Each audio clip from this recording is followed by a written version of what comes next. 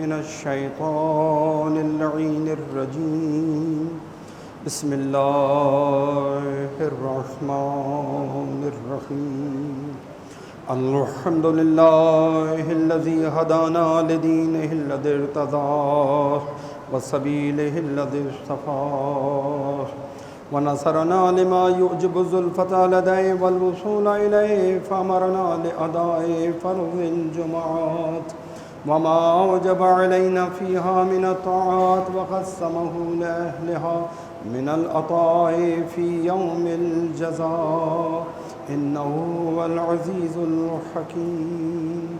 اللهم صل على محمد وآله واجعله أيمن يوم أهدنا وعلى صاحبنا وهو خير وقت ظللنا فيه واجعلنا من أرض من مر عليه الليل والنهار من جملة خلقك أشكرهم لما أوليت من نعمك وأقومهم بما شرعت من شرائعك وأوقفهم عما حذرت من نهيك على سائر خلقك في يومي هذا وساعتي هذه ومستقري هذا. إني أشهد أنك أنت الله الذي لا إله إلا أنت قائم بالقسط عدل في الحكم رؤوف بالعباد. اور محمد و اہل بیت محمد بلندر صلوات.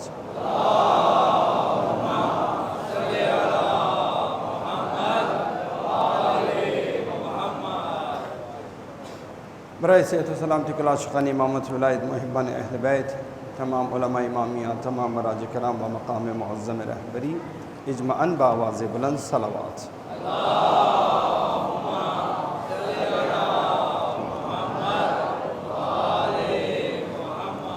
برائے نیستی و نابودی دشمنان اسلام و دشمنان اہل بیت و تعجیل در ظہور حضرت امام زمان اجمعاً بآواز بلند صلوات.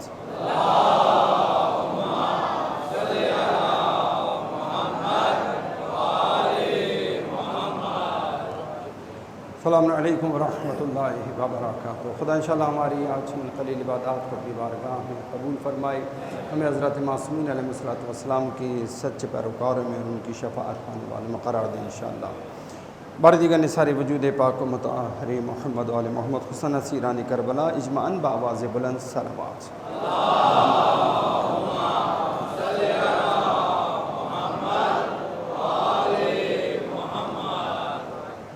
خدا نے بزرگ برتر محبان اہل بیت عاشقان امامت ولایت کو بالخصوص اور جملہ صاحبان ایمان کو صاحبان کلمہ کو اپنی حفاظت میں رکھے. دنیا بھر میں جہاں جہاں بھی خصوصاً ان ایام کے اندر مظلوم کربلا کی یاد کے ساتھ جو جس طرح بھی عبادات کو انجام دے رہا ہے خدا اس کی عبادات کو قبول بھی فرمائے, اس کی توفیقات میں اضافہ بھی فرمائے اور شعور اور معرفت میں اور اضافہ فرمائے جو کہ اصل ہدف اور مقصد ہے. ایام وہ ایام ہیں کہ جنہیں ہم ماہ سفر میں اربعین امام حسین کے عنوان سے پہچانتے ہیں. آنے والی جمعرات 8 اکتوبر وہ تاریخ ہے کہ جو اس سال 20 صفر سے مصادف ہے اور 20 صفر وہ تاریخ ہے کہ جسے چہلم امام حسین اربعین امام حسین کے عنوان سے ہم پہچانتے ہیں. وہ دن جو تاریخ میں یاد کیا جاتا ہے کہ جب شام سے اہل حرم رہا ہو کر آئی تھی تو اربعین کے موقع پر سرزمین کربلا پر پہنچے تھے. چہلم کا دن تھا. یہ بحث علیحدہ ہے کہ اسے پہلے سال کا یا پہلا چہلم کسی نے کہا نہیں 1 سال بعد کا چہلم تھا, یہ دوسرا چہلم تھا. یہ ایک علیحدہ بحث ہے مگر بہرحال دن تھا چہلم کا. ہمارے یہاں جس طرح اربعین امام حسین کو منایا جاتا ہے خصوصاً بر صغیر کے اندر اور دیگر ممالک کے اندر بھی مگر غالباً ہمارے اس خطۂ ارضی بر صغیر پاک و ہند جو کہلاتا ہے، اس کا ایک اپنا انداز ہے۔ بہت سارے تبرکات بھی ہیں، بہت سارے ایسے مراسم بھی ہیں جو ان مواقع پر خصوصاً ان دنوں کے اندر انجام دیے جاتے ہیں۔ ہدف اظہار عقیدت، اظہار وابستگی، اور اس کے ساتھ ساتھ احساسات، جذبات جو اہل بیت کی مظلومیت کی نسبت ہیں ان کا اظہار کرنا، اور تھوڑا اگر شعور بلند ہوتا ہے تو جن لوگوں کا شعور بلند ہے وہ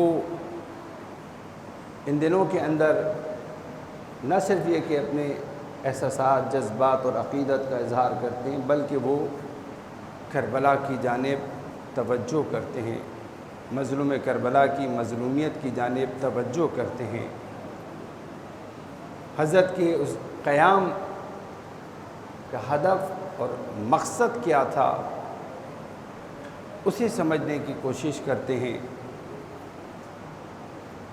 اور اگر شعور اور آگے بڑھتا ہے تو انسان اپنے آپ کو کربلا کے مقابل مسئول محسوس کرتا ہے، ذمہ دار محسوس کرتا ہے۔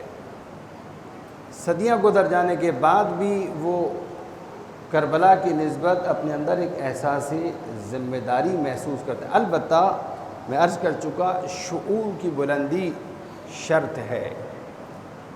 جتنا شعور بڑھتا جائے گا، معرفت بڑھتی جائے گی، اتنے احساسات تبدیل ہوتے چلے جائیں گے، احساس مسئولیت پیدا ہو جائے گا نہایتاً، اور پھر انسان اپنی اس ذمہ داری کو، اس مسئولیت کو نبھانے کی بھی کوشش کرتا ہے۔ فرق کرتا ہے زمانہ، اس زمانے کے شرائط، امکانات، خود انسان کے اپنے اندر کی کیفیت، احساس کی شدت، یہ تمام وہ عوامل ہیں کہ جو اس انسان کو اپنی مسئولیت و ذمہ داری کو نبھانے میں مؤثر ہیں۔ احساس ہو مگر امکانات نہ ہوں تو وہ اپنی ذمہ داری کو جس طرح وہ چاہ رہا ہے اس طرح نہیں نبھا سکتا۔ امکانات موجود ہیں مگر انسان کے اپنے اندر ہی احساس نہ ہو، اپنے اندر ہی اس کے کوئی بیداری نہ ہو، تو لاکھ امکانات موجود رہیں مگر جب ایک انسان کے اندر خود ہی بیداری نہیں ہے، احساس ذمہ داری نہیں ہے، تو وقت گزر جاتا ہے، مواقع ضائع ہو جاتے ہیں اور انسان میدان عمل میں پیچھے رہ جاتا ہے، مسئولیت گردن پر باقی رہ جاتی ہے۔ اور آنے والے دن جو یوم الحساب ہے، جس دن تمام انسان اپنے پروردگار کی بارگاہ میں پیش ہوں گے، اس دن یہ انسان گرفتار ہو جائے گا، کیونکہ اس کی ایک ذمہ داری تھی اور اس نے وہ ذمہ داری نہیں نبھائی، اس نے توجہ نہیں کی۔ ہم یہ دیکھتے ہیں کہ کربلا میں عموماً جو مصائب کی منظروں میں نقل کیا جاتا ہے کہ شام سے رہا ہونے کے بعد یہ کاروان بڑے اہتمام کے ساتھ وہاں سے چلا، کیونکہ یہ جب گئے تھے تو رسن بستہ تھے، بے کجاوہ سواریوں پر تھے، غل و زنجیر میں جکڑے ہوئے تھے، مگر جب شام سے نکلے ہیں، روانہ ہوئے ہیں تو بالکل یکسر تبدیل صورتحال تھی۔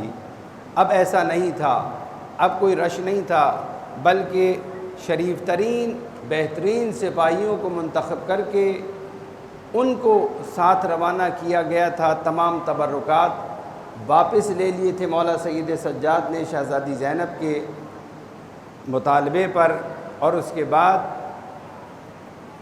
شام کے اندر ایک مجلس عزاداری منعقد کی تھی اور پھر وہاں سے روانہ ہوئے تھے۔ اور یہ سپاہی اتنے فاصلے پر چل رہے تھے دونوں طرف کہ اہل حرم کو کسی قسم کی کوئی پریشانی نہیں تھی، اتنا فاصلہ رکھا گیا تھا، کہاں وہ شام کا سفر جانے کا اور کہاں یہ شام سے لوٹ کے آنے کا۔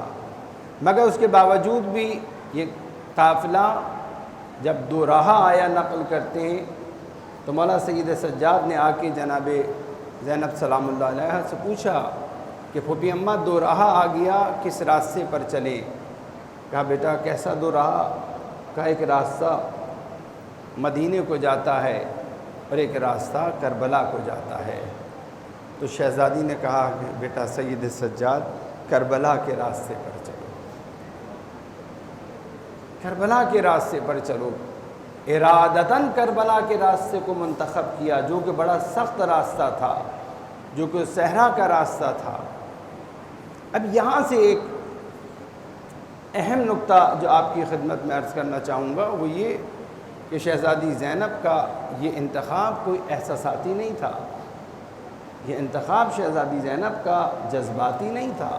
اگرچہ مصائب کی منزلوں میں یہی کہا جاتا ہے کہ بیٹا جی بھر کے نہیں روئیں، گریہ نہیں، صرف رونے کا مسئلہ نہیں تھا، اپنے دل کو خالی کرنے کے لیے، اپنے جذبات کو سکون پہنچانے کے لیے، ٹھنڈک پہنچانے کے لیے کربلا میں نہیں آئی تھیں، تجدید عہد کرنے کے لیے شہزادی کربلا میں نہیں آئی تھیں۔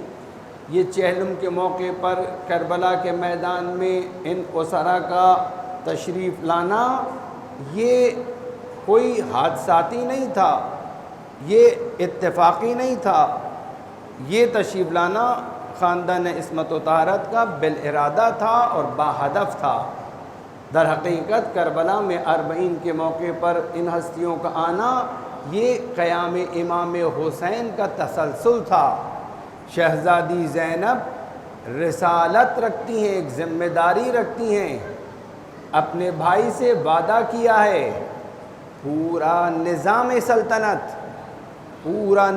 سلطنت کربلا کو چھپانا چاہتا ہے، کربلا کو مٹانا چاہتا ہے۔ امام حسین نے جس اہتمام کے ساتھ شہادت دی ہے، مدینے میں شہید ہونا گوارا نہیں کیا، مکے میں خانہ خدا میں شہید ہونا گوارا نہیں کیا، ارادتاً میدان کربلا آئے تھے، شہادت جانتے تھے اس راہ کے اندر شہادت ہے۔ ایک راستہ یعنی اس قیام کے اس سفر کے 2 ہی نتیجے نکل سکتے ہیں، یا کامیابی ظاہراً یا شہادت۔ جس طرح امام حسین نے ارادتاً سفر کیا تھا کربلا کی جانب اور ایک خصوصی انداز میں آپ نے اپنی یہ شہادت پیش کی ہے، میدان کربلا میں اپنے ساتھ اہل حرم کو لے کر آنا، اپنے بچوں کی بھی قربانی دینا اور اسی طرح اصحاب کو خط لکھ کر بلانا، یہ تمام کا تمام اہتمام ہے امام حسین کا۔ آپ دین بچانا چاہتے تھے، اسلام کو بچانا چاہتے تھے، آپ جانتے تھے کیا ہونے جا رہا ہے۔ ماضی میں آپ کی خدمت میں نے اشارے کی، تکرار نہیں کرنا چاہوں گا۔ جس طرح امام حسین نے اہتمام کیا قیام کربلا کے لیے، اب اسی قیام کو اور شہادت امام حسین کو پوری نظام سلطنت اور وہ مشینری جو اس وقت تھی حکومتی، وہ اسے مٹانا چاہتی تھی، اسے ختم کرنا چاہتی تھی۔ جناب شہزادی زینب سلام اللہ علیہا شریکت الحسین ہیں، آپ ایک عالمہ فقیہہ، آپ جانتی ہیں میرے بھائی نے قیام کیوں کیا ہے اور کس لیے کیا اور یہ عظیم قربانی کس لیے دی ہے۔ اپنی کوکھ جو جناب زینب نے میدان کربلا میں اجاڑی ہے، 2 فرزند آپ نے قربان کیے ہیں وقت کے امام پر، یہ کوئی حادثاتی نہیں ہے، یہ ارادتاً ہے، باہدف ہے۔ شہزادی زینب لوٹ کر اگر 40 پر آئی ہیں تو 40 اسی قیام کا تسلسل ہے، زندہ رکھنا چاہتی ہیں قیام امام حسین کو، ذکر امام حسین۔ یہ آج آپ لوگ کیونکہ ایک ایسے ماحول میں پروان چڑھیں جہاں ٹیکنالوجی، مواصلاتی ذرائع بہت بڑھ چکے ہیں، کربلا ایک آباد جگہ ہے، جو جاتے ہیں کربلا کی تصویریں آپ کے سامنے آتی ہیں۔ یہ آج کربلا ایسا ہے، ذرا کل کا کربلا تصور تو کیجئے، ایک صحرا، دور دور تک کسی کا نہیں پتہ، دور دور تک کسی کا نہیں پتہ، ایک صحرا میں ایک مظلوم بھوکا و پیاسا مارا گیا اور اس کے اہل حرم اسیر کر لیے گئے اس طرح، اور جو کچھ ہوا کوئی دیکھنے والا نہیں، سارے راوی سرکاری راوی ان کی روایتوں کو دبانے کی کوششیں کی جاتی رہیں۔ یہ پیریڈ جو گزرا اسارت کا، اس دوران کے اندر کربلا کو نقل نہیں ہونے دیا گیا۔ یہ کربلا سے روانگی اور اس کے بعد کوفے کے بازاروں درباروں، شام کے بازاروں دربار میں خطبے، بیانات، شہزادی زینب کے خطبے، یہ تمام کا تمام اہتمام تھا کربلا کو زندہ رکھنے کے لیے۔ اس لیے کہ کربلا میں اسلام چھپا ہوا ہے، کربلا میں شرافت انسانی اور شرف انسانی چھپا ہوا ہے، کربلا سے زندگی اور حیات ہے۔ کربلا نے اس اصل حیات کی حفاظت کی، اپنے اندر محفوظ کیا۔ اگر کربلا کو مٹا دیا جاتا شرف انسانی ختم ہو جاتا، انسانوں کی نجات کا راستہ ختم ہو جاتا، صراط مستقیم گم ہو جاتی۔ یہ کربلا تھی کہ جس نے ان تمام فضیلتوں کو، کمالات کو انسانوں کے لیے بچایا ہے، اور یزیدی پورا نظام اسے مٹانا چاہتا تھا کربلا کو۔ شہزادی زینب اسے زندہ کرنا چاہتی تھیں، زندہ رکھنا چاہتی تھیں۔ اگر آپ یہ قدم قدم پر اہتمام نہ کرتی، یہ تاریخ رقم نہ کرتی، کربلا میں جا کے اس طرح پرسہ نہ دیتی، کربلا میں جا کے بیان نہ کرتی، کربلا کا اپنا سفر بیان نہ کرتی، یہ ساری منزلیں جو آپ نے اس سفر میں جو شام کی جانب تھا اس میں بھی بیان کی، اور جب شام سے واپس لوٹی ہیں تو ایسا نہیں کہ بس اب آزاد ہو گئے سیدھے گھر چلے جائیں، استقبال کیا جائے، نہیں، بڑے اہتمام سے وہاں سے آزاد ہوتے ہی پہلے آپ نے تبرکات مانگے۔ ان تبرکات میں بھی جو لوٹ لیے گئے تھے، سامان اسباب لوٹا گیا تھا، اس میں سے تبرکات مانگے تھے، آپ مصاحب میں تفصیل سے کہیں سنیں گے انشاءاللہ۔ اور اس کے بعد وہ سب سامان جب لوٹا دیا گیا، خالی مکان مانگا شہزادی زینب نے۔ اب شہزادی زینب اہتمام کر رہی ہیں، شام والے خطبے سن کے منقلب ہو چکے ہیں، آگاہ ہو چکے ہیں کہ یہ اسیر جو آئی یہ کون ہے۔ اب تک پروپیگنڈے کا شکار تھے، اب اہل حرم کو دیکھا ہے۔ اب تک علی ابن ابی طالب کے لیے ایک پروپیگنڈا تھا کہ علی ایک ایسا انسان ہے، علی ایک ویسا انسان ہے۔ اہل حرم سے واقف نہیں تھے اکثریت، مگر جب یہ اہل حرم خود پہنچے اس حالت میں، خطبے دیے ہیں، اپنا تعارف کروایا ہے، زبان کھولی ہے، اس موقع پر پھر پہچانے گئے ہیں۔ اہل شام نے پہچانا، اور جب یہ گھر خالی مکان لے کے عزاداری منعقد کی، وہاں پر ایک صرف سیاہ پرچم لگایا خالی گھر کے اوپر، جو کہ رسم تھا، عزا کی علامت تھا، تو شام کی عورتیں اس گھر کے اندر اس تعداد میں آ گئی کہ مزید اس بڑے گھر کے اندر کسی کے آنے کی گنجائش نہیں رہی۔ گلیوں میں مرد کثیر تعداد میں آ گیا، پرسہ دیا جانے لگا۔ پہلی مجلس رسماً شہزادی زینب سلام اللہ علیہا نے شام کے اندر منعقد کی ہے۔ یہ آغاز تھا شہزادی زینب کا۔ اس اہتمام کے ساتھ آپ نے، یہ رسالت تھی شہزادی زینب کی کہ کربلا کو زندہ رکھنا ہے، کربلا کو مٹنے نہیں دینا۔ توجہ رکھیے گا میرے ان جملوں کی جانب، کربلا کو زندہ رکھنا ہے، کربلا کو مٹنے نہیں دینا۔ اربعین کا وہ دن کہ جب شہزادی زینب میدان کربلا میں پہنچی ہیں، یہ دن ایک یادگار دن ہے، اسے یادگار بنایا گیا اس دن کو تاکہ ذکر کربلا ہو۔ یہ محض کسب ثواب کے لیے نہیں، ہم چہلم کے موقع پر مجلسیں کیا کرتے ہیں ایصال ثواب کے لیے، امام حسین کا چہلم کوئی ایصال ثواب کے لیے نہیں ہے، ایصال فکر کے لیے ہے، ایصال بیداری کے لیے، ایصال شرف کے لیے۔ کن کو ایصال کیا جائے گا؟ امام حسین کو نہیں، بلکہ امام حسین سے آنے والی نسلوں کو۔ اگر یہ اہتمام نہ کرتی شہزادی زینب و مولا سید سجاد بعد میں جتنی زندگی گزاری، قدم قدم پہ جو اہتمام کیا، تو آج کی اور آنے والی نسلیں کبھی آگاہ نہیں ہو پاتی اسلام سے، کبھی آگاہ نہیں ہو پاتی کربلا کے قیام سے۔ یا آج اگر عزاداری ہو رہی ہے، دنیا کے اندر شرف موجود ہے، عزت و آبرو اگر موجود ہے اسلام کی، اور اسلام اپنی پوری توانائی کے ساتھ اب سامنے آ رہا ہے، تو یہ شہزادی زینب و مولا سید سجاد کا وہ اہتمام تھا جو آپ نے بعد کربلا کیا ہے۔ اسی اسارت کی حالت میں، انہی مصیبت و مصائب کی منزلوں کے اندر وہ شرف آپ نے محفوظ کیا کہ جس کو جہان بشریت محتاج ہے، جس کا جو قیامت تک آنے والے انسانوں کی ضرورت ہے، جس کے بغیر حیوانی زندگی ہے۔ یہ انسانی زندگی اگر آج ہے تو یہ سارا کا سارا مرہون منت ہے بی بی زینب سلام اللہ علیہا و مولا سید سجاد کا۔ درود پڑھیے بر محمد و آل محمد۔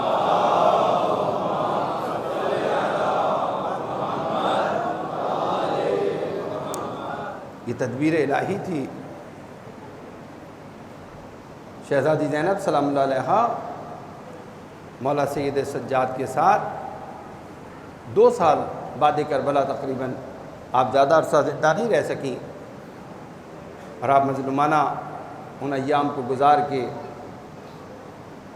اپنے شوہر نامدار کے ساتھ، جن کی زمینیں کچھ شام کے اس علاقے میں تھیں آئی ہیں، تو یہیں پر آپ کی طبیعت ناساز ہوئی اور آپ اس دنیا سے رخصت ہوئیں، اور آج شام میں آپ کا مزار موجود ہے، اگرچہ مصر کے اندر بھی موجود ہے، ایسے ہی مجلل وہاں پر بھی موجود ہے، مگر شام کے اندر جو آپ کا مزار ہے وہ اس وقت ہدف بھی بنا ہوا ہے، اور کبھی امکان شام کا ہے۔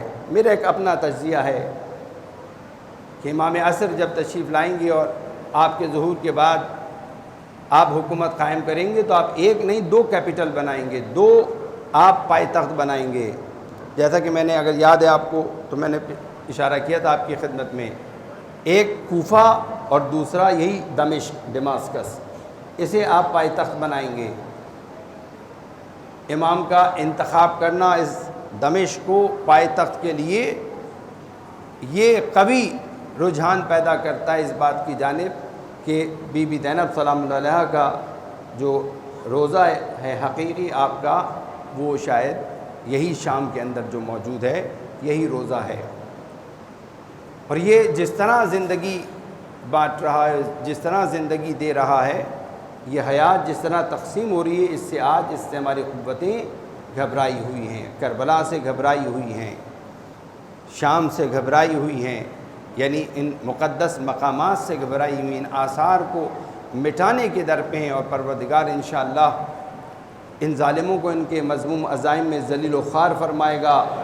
اور اب وہ دور نہیں رہا کہ یہ یزیدی قوتیں، یہ استعماری طاقتیں حق کے خلاف جس طرح ماضی میں ظلم و ستم کرتی رہیں، اب ظلم و ستم کر سکے، اب مقاومت اور بیداری پیدا ہوتی جا رہی ہے۔ یہ فیض ہے کربلا کا، آج جتنی بھی مقاومت ہے یہ سب اسی عزاداری کا فیض ہے، اور خدا سے دعا کریں گے کہ پروردگار انشاءاللہ ان ایام میں خصوصاً آنے والی جتنی بھی حیات ہیں ہماری، اس میں ہمیں کربلا کو بہتر سمجھتے ہوئے اس کی نسبت جو ہماری عصر حاضر میں ذمہ داریاں انہیں نبھانے کی توفیق عطا فرمائے، ہمیں ہر قسم کے حرام و گناہ سے محفوظ رہنے کی، تقوی و پرہیزگاری کو اپنانے کی توفیق عطا فرمائے۔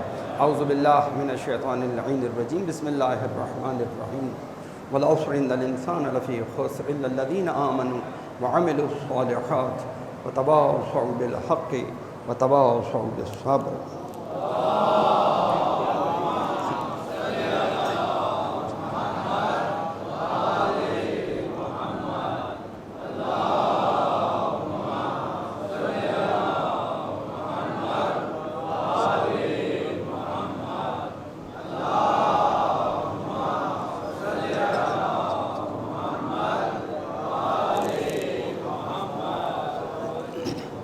اعوذ باللہ من الشیطان اللعین الرجیم، بسم اللہ الرحمن الرحیم، الحمد للہ رب العالمین، اللہم لک الحمد بدیع السماوات والارض ذا الجلال والاکرام، رب الارباب والہ کل معلوم وخالق کل مخلوق ووارث کل شیء لیس کمثلہ شیء وہو بکل شیء محیط، انت اللہ لا الہ الا انت الاحد المتوحد الفرد المتفرد، وانت اللہ لا الہ الا انت الکریم المتکرم العظیم، والصلاة والسلام علی محمد النبی الرحمہ سید المرسلین، وعلی بن ابی طالب سید الوصیین، وفاطمة الزہراء سیدۃ نساء العالمین، وحسن المجتبی حجۃ اللہ علی الخلق اجمعین، والحسین الشہید المظلوم وارث امیر المؤمنین، وعلی بن الحسین زین العابدین، ومحمد بن علی باقر علم الاولین والآخرین، وجعفر بن محمد الصادق الصدیق والمقتدی بآبائه الصالحین، وموسى بن جعفر الكاظم من اولاد النبیین، وعلی بن موسى الرضا من اطراۃ بررۃ المتقین، ومحمد بن علی الجواد ولی المؤمنین، وعلی بن محمد السراج المنیر امام الخاشعین، والحسن بن علی سید الاوصیاء المنتجبین، والخلف القائم المہدی المنتظر الحجہ بعد آبائه على خلقك المؤدي النبيك ووارث علم الماضين من الوصيين الذي ببقائه بقيت الدنيا وبيمنه رزق الوراء وبوجوده ثبتت الأرض والسماء وبه يملأ الله الأرض قسطا وعدلا كما ملئت ظلما وجورا، وعجل لنا اللهم ظهوره إنهم يرونه بعيدا ونراه قريبا برحمتك يا أرحم الراحمين۔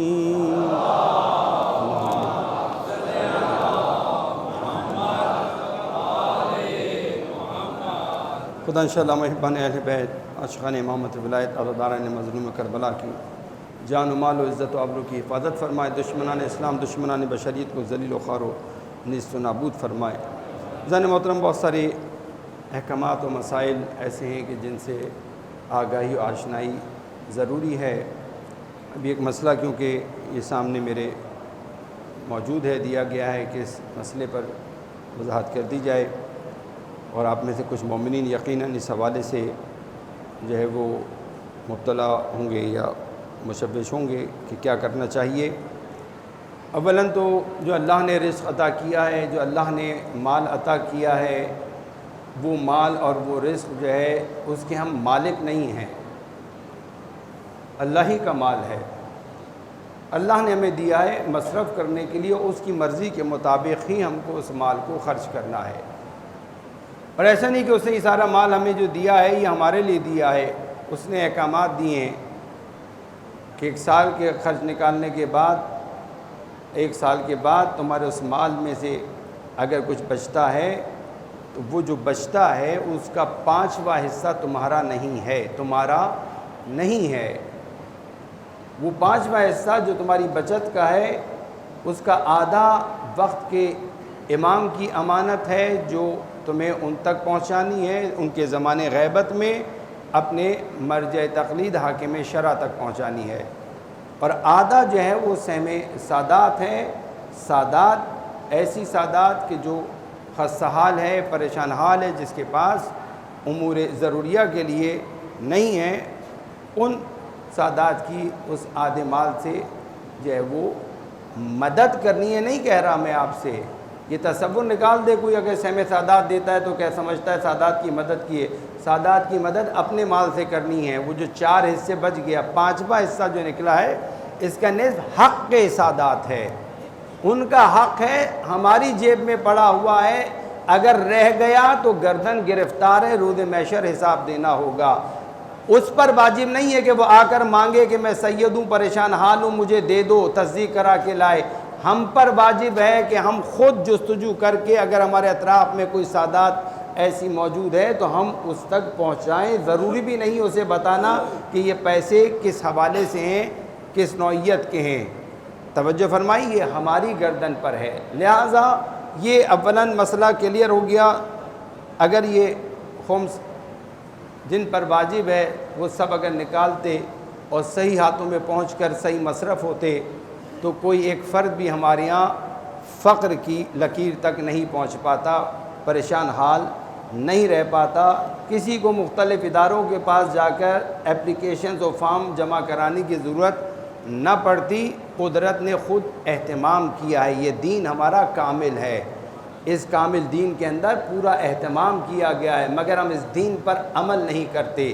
مغربی طرز پر جو ادارے بن جاتے ہیں انہیں تو فالو کرنے کے لیے تیار ہیں، مگر جو دین و شریعت نے ہمارے لیے اہتمام کیا ہے، دین کامل نے جو ہمارے لیے راستہ رکھا ہے عزت و آبرو و شرف کے ساتھ، جو کہ ہماری ذمہ داری بھی ہے، اس پر چلنے کے لیے بہت کم افراد آمادہ نظر آتے ہیں۔ مسئلہ یہ پوچھا گیا، اگر کوئی بندہ خمس نکالے اور سہم کے وقت، سہم کے رقم سے خود اپنی مرضی سے مسجد یا امام بارگاہ میں کام کرانا چاہے تو کیا وہ یہ کام کر سکتا ہے؟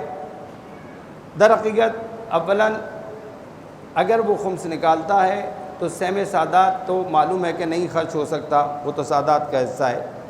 سہم امام میں سے مسجد و امام بارگاہ کی اگر جو متولیان ہیں انہوں نے مراجع سے، جس مرجع سے اجازت لی ہوئی ہے، جتنے پرسنٹ کی اجازت لی ہے اتنا پرسنٹ انہیں دیا جا سکتا ہے۔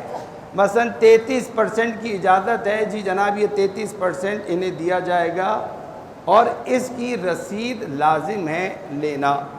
اس کی رسید دفتر مرجع سے، یہ ادارے کی ذمہ داری ہے کہ وہ ادارے جو ہے مراجع کرام کے دفتر سے وہ رسید منگا کر اس دینے والے کو دے۔ یتیم خانے کے لیے آپ اگر دیتے ہیں تو اس یتیم خانے کے لیے بھی اگر دیتے ہیں تو یتیم خانے کی رسید علیحدہ ہے، مگر مرجع کی رسید جو ہے بعد میں آنے پر لینے والے کی ذمہ داری ہے کہ وہ رسید دینے والے کو پہنچائے۔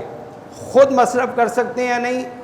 خود مصرف نہیں کر سکتے، خود ان پر واجب ہے نکالنا، ان پر واجب ہے نکالنا، انہیں مصرف کرنے کی اجازت نہیں دی گئی۔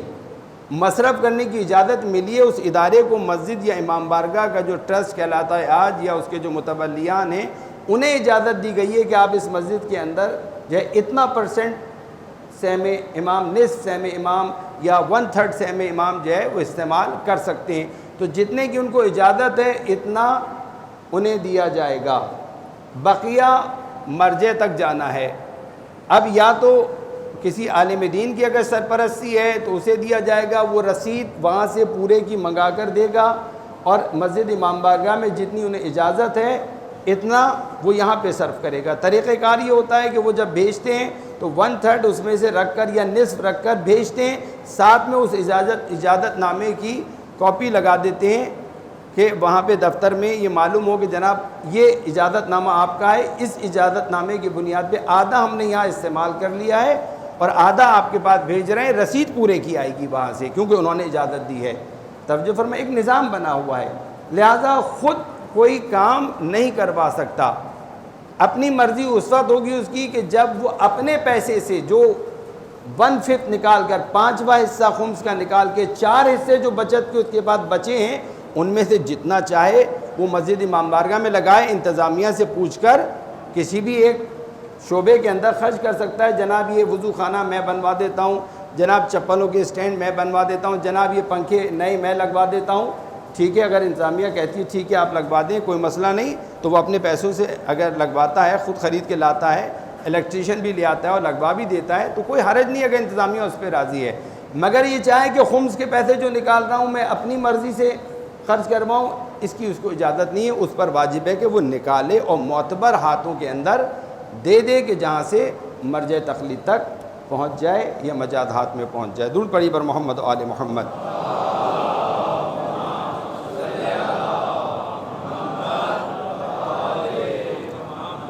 خوب، اس کے بعد میرے پاس گنجائش نہیں بچتی، میں بہت مختصر اس حوالے سے کہ حالات حاضرہ پہ آپ جس طرح نظر رکھتے ہیں انشاءاللہ نظر رکھیے۔ آنے والے دن 40 کے جو ایام ہیں یہ اتنے آسان نہیں ہیں، یہ آنے والے ایام اتنے آسان نہیں ہیں، مگر آپ کا میدان میں ہونا، آپ کا 40 کے دن اپنی بھرپور توانائی اور طاقت کا مظاہرہ کرنا، یہ آپ کا فریضہ ہے۔ مگر یہ یاد رکھیے، یہ آپ جو طاقت کا مظاہرہ کریں گے، یہ طاقت کا مظاہرہ کسی ایک ٹولے کے خلاف، کسی ایک گروہ کے خلاف، کسی دہشت گرد کے خلاف، کسی پروپیگنڈا کرنے والوں کے خلاف سوشل میڈیا پہ نہیں، ان کی کوئی حیثیت ہی نہیں ہے، ان کی کوئی حیثیت نہیں۔ ایسے بلبلے طول تاریخ میں اٹھتے رہے ہیں۔ آپ کا مقابلہ عالمی ایجنسیوں سے ہے، آپ کا مقابلہ عالمی طاقتوں سے ہے۔ اس 40 کو عالمی استکباری طاقتیں دبانا اور مٹانا چاہتی ہیں۔ خطرات محسوس کر رہے ہیں وہ یوم 40 سے، ان ایام عزا سے، اس عزاداری مظلوم کربلا سے۔ پاکستان آپ کا وطن عزیز ہدف بن چکا ہے اس وقت۔ ان تمام ممالک کے بعد، میں ماضی میں تفصیل میں نہیں جا رہا، عرض کر چکا ہوں کہ چاروں طرف سے گھیرا تنگ کیا جا رہا ہے۔ پاکستان کے اندر اس وقت مشکلات ہیں، اور پوری ذمہ داری کے ساتھ آپ کی خدمت میں عرض کر رہا ہوں کہ ذمہ دار شخص نے، مملکت کے ذمہ داروں نے اس حوالے سے جو مسئولیت رکھتے ہیں، انہوں نے ہمیں اشارہ دیا، انہوں نے کہا کہ جنہیں ہم نے مٹایا تھا، جن پہ آپریشن کیا تھا اور ہم سمجھے تھے ختم ہو گئے، وہ اب دوبارہ سے یہاں پر منظم ہو چکے ہیں، اور وہ بہت کچھ جو ہے وہ جمع کر چکے ہیں، اور خطرات موجود ہیں ان کے ارادے، مگر یہ اسی وقت کامیاب ہوں گے کہ جب ہم اپنے دفاعی حوالے سے کمزور ہوں، یا خدا نخواستہ مورال ڈاؤن ہو، جو کہ انشاءاللہ کبھی تاریخ میں رہا ہی نہیں ہے ہمارا۔ ہم واحد دنیا کی وہ قوم ہیں جو ایک سال، 2 سال، 10 یا 20 سال نہیں، تقریباً 1400 سال تھے اس قسم کی دہشت گردیوں کا سامنا کرتے ہوئے، کامیابی کا سفر طے کرتے ہوئے آج تک پر افتخار شہادتوں کے ساتھ یہاں تک پہنچے ہیں، اور ہمارا ہدف ابھی آگے ہے، اور ہمارا ہدف ہے اپنے وقت کے امام کے ساتھ عالمی قیام، عالمی عدالت پہ مبنی حکومت کا قیام۔ بہت بڑا ہدف ہمارے سامنے ہے، دنیا میں کوئی ہماری ٹکر کا نہیں ہے، صرف اور صرف وہی جو دین خدا کا دشمن ہے، جو اسلام کا دشمن ہے، یہودی، وہ صہیونی طاقتیں واحد اس وقت دنیا میں ہماری دشمن ہے کہ جو تمام افراد کو استعمال کر رہی ہیں، وہ دنیا کو اپنے نظام میں، دجالی نظام میں جگڑنا چاہتی ہیں، اور ہم اپنے وقت کے امام کی قیادت میں عدالت میں مبنی نظام دنیا میں قائم کرنا چاہتے ہیں۔ خدا